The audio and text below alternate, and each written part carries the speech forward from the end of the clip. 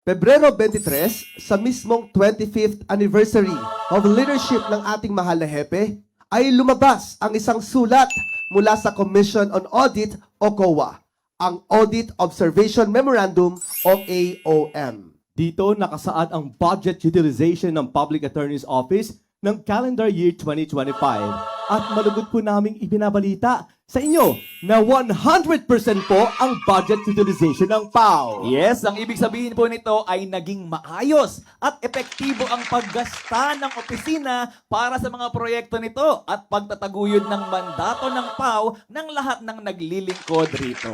Sa kalatas na ito, ipinahayag po ng COA na The PAO has fully obligated and disbursed its total allotment for calendar year 2025, reflecting a 100% absorptive capacity and demonstrating its effective capacity to optimize available resources in the fulfillment of its mandated functions and services. Kasi talaga yung budget, binigayan eh. Dapat ibaba sa baba. Hindi manatili sa taas. Ganun eh. Kailangan makaabot doon sa beneficiaries eh. Nice po. Kaya sa PAO, 100% utilization tayo. Kaya talagang dito sa PAO, walang nasasayang na pondo. Title pa lang ng PAO. Anong title ng PAO Law? Republic Act 9406. Anong title niyan? Strengthening the public the Public Attorney's Office, quote and quote, providing allowances thereof. Diba? Okay, Diba? sa nasabi rin pong sulat mula po sa COA ay ipinahayag nila ang kanilang paghanga. We commend management's full budget utilization during the year, which reflects the agency's continued efforts and commitment in planning, implementing, and monitoring its targeted programs and services, thereby promoting efficiency and accountability in the use of public funds and supporting the effective delivery of its mandate. Yan, binabati po natin si Chairman Gamaliel Cordoba. Talagang ang mga sinusubo niyang mga auditors dito magagaling. Yes. Mahusay, mga guardian angel at mga tapat sa kanilang tungkulin. Mabuhay ka, Chairman Gamaliel Cordoba. Ayan, at mabuhay din ang iyong mga auditors na inassign dito sa Public Attorney's Office. Ayan, maraming salamat po. Commission on Audit o COA sa obserbasyon ninyong ito sa PAO. Maraming salamat sa Department of Budget and Management o DBM. At syempre nais po namin i-congratulate ang PAO Central Office Financial Planning and Management Service o FPMS, of course, headed by Director Alma D. Latosa. Happy birthday! Ayan, birthday celebrant po natin ngayong araw, March 6.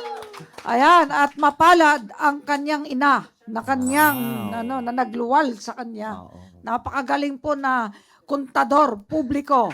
Up to the last centavo, kaya niyang kwentahin. Walang maluloko at walang manluloko. Ayan. Yes, And of course, ito Ito po ay ay naging posible po dahil sa mahusay na pangangasiwa po ng longest serving chief public servant ng Republika ng Pilipinas, Fauci Persida Acosta. alam nyo, kaya magaling si Director Latosa. Nag-aral sa Harvard Kennedy School yan eh. Ang kanyang subject ay Public Financial Management. Grabe. Kaya alam Sana na alam niya. all. Alam niya ang mga strategies, mga mga tawag doon, Financial. framework kung Oo, paano framework. magiging maayos ang paggasta ng pera ng bayan na hindi mabubulsa ng iisang tao. Diba? At walang korupsyon, Henry, diba? Kaya mga kababayan, makakaasa kayo na ang salaping mula sa inyong mga buwis na napupunta sa budget ng PAO ay 100% na naibabalik sa pamamagitan ng dekalidad na serbisyo ng PAO, lawyers and staff nationwide. At sa iba pang mahalagang proyekto ng Public Attorney's Office para sa mga api at maralita nating mga kababayan. Katunayan, Po, noong 2025 ay 16,426,655 ang naging kliyente po ng Public Attorney's Office sa bilang lamang ng mahigit 3,000 abogado at 1,000 staff ng PAO. 16.4 billion ang Amazing. naging kliyente natin. Okay, trio! Mabuhay ang sambayanang Pilipino! Mabuhay ang PAO! Ang lahat lahat ng tagumpay, ay inaalay natin sa Diyos Ama. glory be to God. Yan. Salamat po, Panginoon, sa pagsubaybay sa atin at pagkasangkapan sa atin lahat dito sa Public Attorney's Office. Salamat din sa pagtitiwala ng 16.4 million clients Tampao noong taong 2025.